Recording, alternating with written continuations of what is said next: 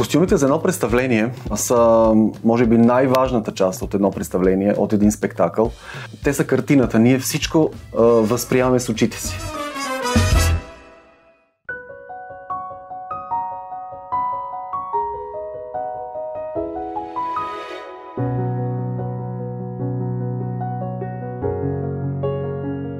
Казвам се Сържан Кръстевски. Аз съм основният дизайнер на проекта Книга на мечтите. Когато ми се обадиха и ми казаха, че искат да поканят мене да бъда основният дизайнер и костюмограф на целия този проект, аз просто онемях.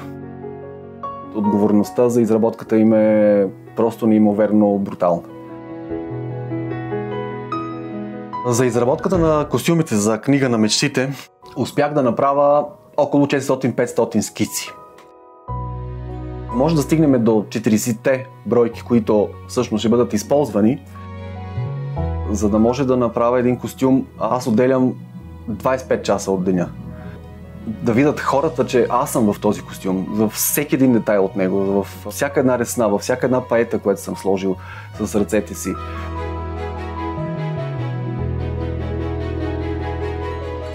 Машинна бродерия не използвам, аз съм привърженик на ръчната изработка. Това е движещата ми сила в работата и съм забележим и разпознаваем точно по това нещо. Детайлите в един костюм са много важни. Дявол е в детайлите, нали?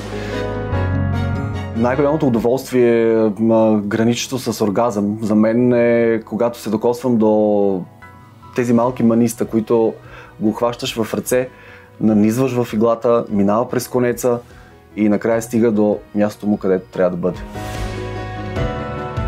Моята цел специално за тези костюми е да може, когато се появи първата картина на сцената и се дигне завеста, публиката да настръкне и да онемее. И след това да изпаднат в екстаз.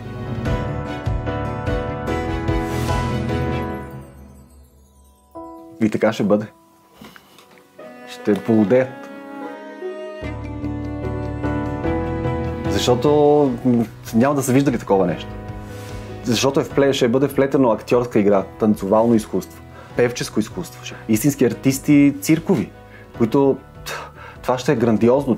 Аз настръхвам сега в момента, докато го казвам това нещо. Това ще бъде уникално събитие за цяла България.